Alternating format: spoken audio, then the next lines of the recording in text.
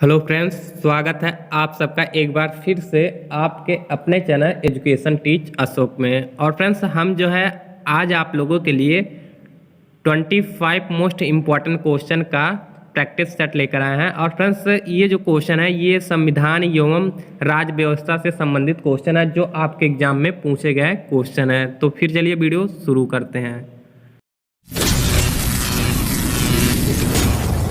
और फ्रेंड्स, आज के इस वीडियो में हम आपको ये भी बताएंगे कि ये जो क्वेश्चन है ये आपके एग्जाम में कब कब और किस साल पूछा गया है। तो फ्रेंड्स, अगर आप इस वीडियो को शुरू से लेकर लास्ट तक देख लेते हैं तो हम गारंटी के साथ कहते हैं कि संविधान एवं राज्य व्यवस्था से संबंधित कोई भी क्वेश्चन इससे बाहर नहीं जाएगा।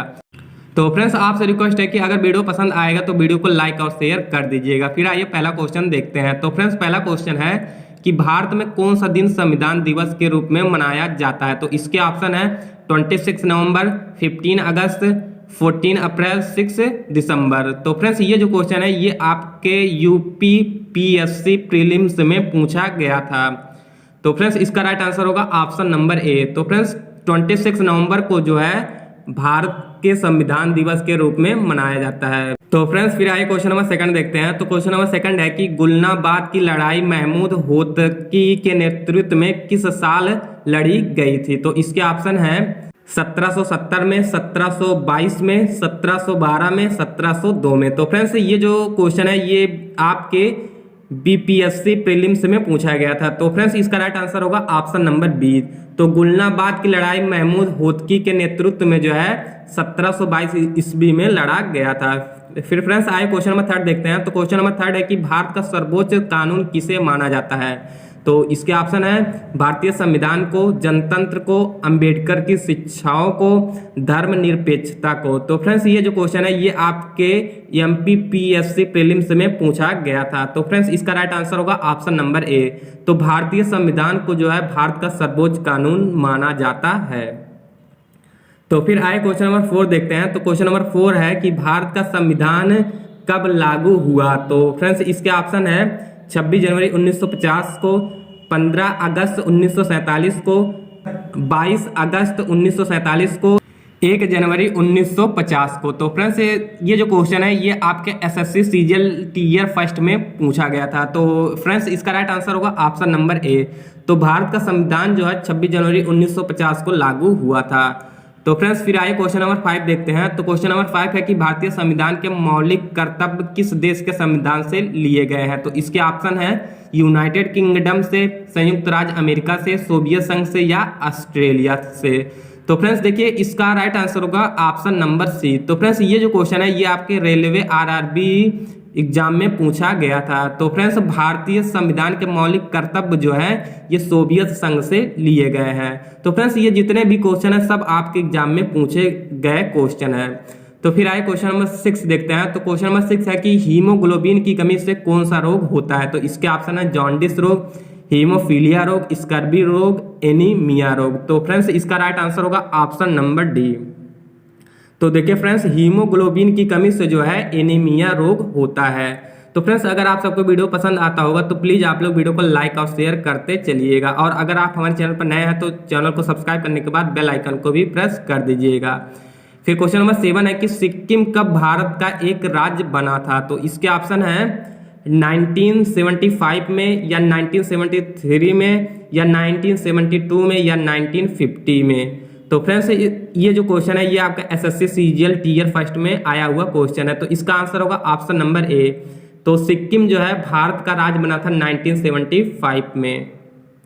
तो फ्रेंड्स, फिर आइए क्वेश्चन नंबर 8 देखते हैं। तो क्वेश्चन नंबर 8 है कि भारतीय संविधान में उल्लेखित आपातकालीन प्रावधान किस देश के संविधान से लिए गए हैं। तो फ्रेंड्स, इसके ऑप्शन है संयुक्त राज्य अमेरिका से, या यूनाइटेड किंगडम से, या जर्मनी से, या कनाडा से। तो देखिए फ्रेंड्स, ये जो क्वेश्चन है ये आपके एसएससी सीएचएसएल एग्जाम में आया हुआ क्वेश्चन है। तो फ्रेंड्स, इसका राइट आंसर होगा ऑप्शन नंबर सी।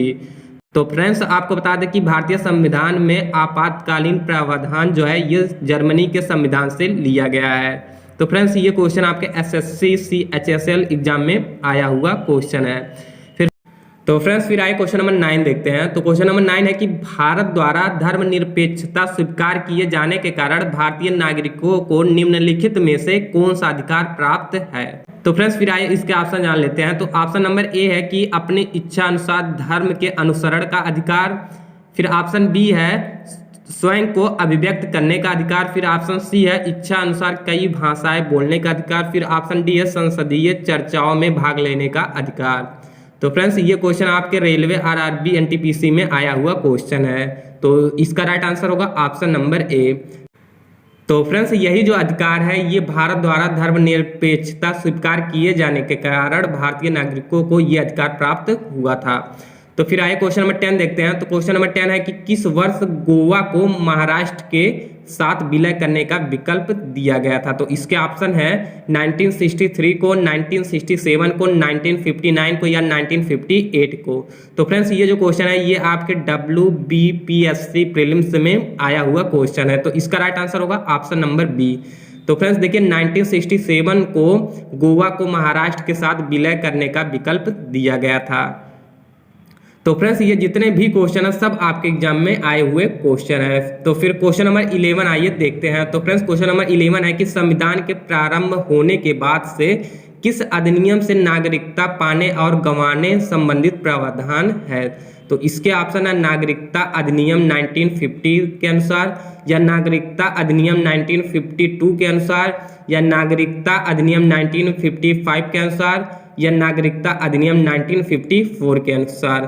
तो फ्रेंड्स इसका राइट आंसर होगा ऑप्शन नंबर सी, नागरिकता अधिनियम 1955 के अनुसार। और फ्रेंड्स ये जो क्वेश्चन है ये आपका SSC CHSL एग्जाम में आया हुआ क्वेश्चन है। तो फिर आए क्वेश्चन नंबर 12 देखते हैं। तो क्वेश्चन नंबर 12 है कि विश्व डाक संघ का मुख्यालय कहाँ स्थित है। तो इसके ऑप्शन है जिनेवा, बर्न, वियना या नीदरलैंड। तो फ्रेंड्स इसका राइट आंसर होगा ऑप्शन नंबर बी, इसका राइट आंसर होगा। तो फ्रेंड्स देखिए विश्व डाक संघ का मुख्यालय जो है ये बर्न में स्थित है। तो फ्रेंड्स आशा करते हैं कि यहाँ तक आप लोगों को अच्छे से क्लियर हो गया होगा। तो फ्रेंड्स ये जितने भी क्वेश्चन है सब आपके एग्जाम में पूछे गए क्वेश्चन है। तो फिर क्वेश्चन नंबर 13 है कि निम्नलिखित में से कौन सा विकल्प भारतीय नागरिक का मूलभूत अधिकार नहीं था। तो इसके ऑप्शन है समानता का अधिकार, निजता का अधिकार, जीवन का अधिकार या शोषण के विरुद्ध अधिकार। तो फ्रेंड्स ये क्वेश्चन आपके रेलवे ग्रुप डी एग्जाम में पूछा गया था। तो इसका राइट आंसर होगा ऑप्शन नंबर बी। तो फ्रेंड्स देखिए निजता का अधिकार जो है ये भारतीय नागरिक का मूलभूत अधिकार नहीं था। तो फिर आए क्वेश्चन नंबर 14 देखते हैं। तो क्वेश्चन नंबर 14 है कि मूलभूत अधिकारों में से ज्यादातर हमारे संविधान के किस अनुच्छेद में शामिल किए गए हैं। तो फ्रेंड्स इसके ऑप्शन है 1 से 10 में, या 12 से 35 में, या 36 से 51 में, या 112 से 135 में। तो फ्रेंड्स ये क्वेश्चन आपके SSC MTS एग्जाम में पूछा गया क्वेश्चन है। तो इसका राइट आंसर होगा ऑप्शन नंबर बी। तो फ्रेंड्स देखिए 12 से 35 अनुच्छेद जो है मूलभूत अधिकारों में से ज्यादातर हमारे संविधान के अनुच्छेद में शामिल किए गए हैं। तो फिर आए क्वेश्चन नंबर 15 देखते हैं। तो क्वेश्चन नंबर 15 है कि भारत के संविधान के अनुसार इनमें से कौन मूल अधिकार नहीं है। तो फ्रेंड्स इसके ऑप्शन जो है आप लोग पढ़ सकते हैं। तो फ्रेंड्स ये क्वेश्चन आपके railway RRB group D exam में पूछा गया था। तो फ्रेंड्स इसका राइट आंसर होगा ऑप्शन नंबर डी। तो आप लोग जो है इसके ऑप्शन को भी पढ़ सकते हैं। तो इसका आंसर होगा सार्वजनिक चुनाव में मताधिकार का प्रयोग करना। ये जो है ये भारत के संविधान के अनुसार मूल अधिकार में शामिल नहीं था। तो फिर आए क्वेश्चन नंबर 16 देखते हैं। तो क्वेश्चन नंबर 16 है कि शिक्षा का अधिकार किस वर्ष मौलिक अधिकार में शामिल किया गया। तो इसके ऑप्शन है अप्रैल 2010 में, या अप्रैल 2004 में, या अप्रैल 2008 में, या अप्रैल 2012 में। और फ्रेंड्स ये क्वेश्चन आपका SSC सीजल टियर फर्स्ट में पूछा गया था। तो इसका राइट आंसर होगा ऑप्शन नंबर ए। तो फ्रेंड्स शिक्षा का अधिकार जो है ये अप्रैल 2010 में मौलिक अधिकार में शामिल किया गया था। तो फिर आए क्वेश्चन नंबर 17 देखते हैं। तो क्वेश्चन नंबर 17 है कि चित्तौड़गढ़ किस वंश की राजधानी थी। तो इसके ऑप्शन है चौहान वंश की, हाड़ा वंश की, सिसोदिया वंश की, या राठौड़ वंश की। तो इसका राइट आंसर होगा ऑप्शन नंबर सी। तो देखिए फ्रेंड्स चित्तौड़गढ़ जो है ये सिसोदिया वंश की राजधानी थी। तो फिर आए क्वेश्चन नंबर 18 देखते हैं। तो क्वेश्चन नंबर 18 है कि भारत के संविधान के अनुसार निम्नलिखित में से कौन सा एक मौलिक अधिकार नहीं है। तो इसके ऑप्शन है स्वतंत्रता का अधिकार, जीने का अधिकार, समानता का अधिकार, या देश की रक्षा का अधिकार। तो इसका राइट आंसर होगा ऑप्शन नंबर डी। और फ्रेंड्स ये क्वेश्चन आपके SSC CHSL एग्जाम में पूछा गया था। तो देश की रक्षा का अधिकार जो है ये भारत के संविधान के अनुसार एक मौलिक अधिकार नहीं है। तो फ्रेंड्स फिर आए क्वेश्चन नंबर 19 देखते हैं। तो फ्रेंड्स क्वेश्चन नंबर 19 है कि राज्यों की नीतियों के निर्देशित सिद्धांतों के बारे में निम्नलिखित कथनों में से कौन सा सच नहीं है। तो इसके ऑप्शन जो है आप लोग देख सकते हैं। और फ्रेंड्स ये जो क्वेश्चन है ये आपके एसएससी जे एग्जाम में पूछा गया क्वेश्चन है। तो फ्रेंड्स इसका राइट आंसर होगा ऑप्शन नंबर डी, इसका राइट आंसर होगा। इसके ऑप्शन को जो है आप लोग पढ़ सकते हैं। तो फ्रेंड्स फिर आए क्वेश्चन नंबर 20 देखते हैं। तो फ्रेंड्स क्वेश्चन नंबर 20 है कि 4 मूलभूत अधिकारों में से एक का चयन करें जो भारत के नागरिकों और विदेशियों के लिए उपलब्ध होता है। तो फ्रेंड्स इसके ऑप्शन जो है आप लोग पढ़ सकते हैं। और फ्रेंड्स आपको बता दें कि ये जो क्वेश्चन है ये आपका एसएससी सीपीओ टियर फर्स्ट में आया हुआ क्वेश्चन है। तो फ्रेंड्स इसका राइट आंसर होगा ऑप्शन नंबर डी, इसका राइट आंसर होगा धार्मिक मामलों का प्रबंधन करने की स्वतंत्रता, जो कि अनुच्छेद 26 के अनुसार है।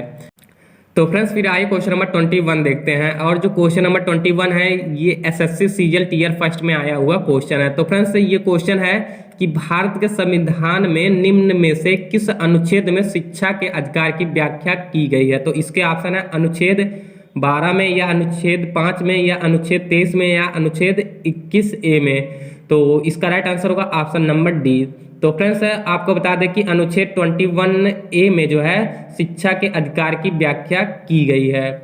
तो फ्रेंड्स फिर आए क्वेश्चन नंबर 22 देखते हैं। तो क्वेश्चन नंबर 22 है कि समान सिविल संहिता का वर्णन संविधान के किस अनुच्छेद में किया गया है। तो फिर आइए इसका ऑप्शन जान लेते हैं। तो इसके ऑप्शन है 41 में, या 42 में, या 43 में, या 44 में। तो फ्रेंड्स इसका राइट आंसर होगा ऑप्शन नंबर डी। और फ्रेंड्स ये क्वेश्चन जो है ये आपके रेलवे आरआरबी एनटीपीसी में पूछा गया था। तो अनुच्छेद 44 में जो है समान सिविल संहिता का वर्णन किया गया है। तो फ्रेंड्स फिर आए क्वेश्चन नंबर 23 देखते हैं। तो क्वेश्चन नंबर 23 है कि भारत का संविधान लोकसभा के अधिकार को सीमित करता है जिसके तहत डैश निर्वाचित सदस्य तथा फिर डैश है सदस्य एंग्लो इंडियन समुदाय का प्रतिनिधित्व करते हैं जिन्हें भारत के राष्ट्रपति द्वारा नामांकित किया जाता है।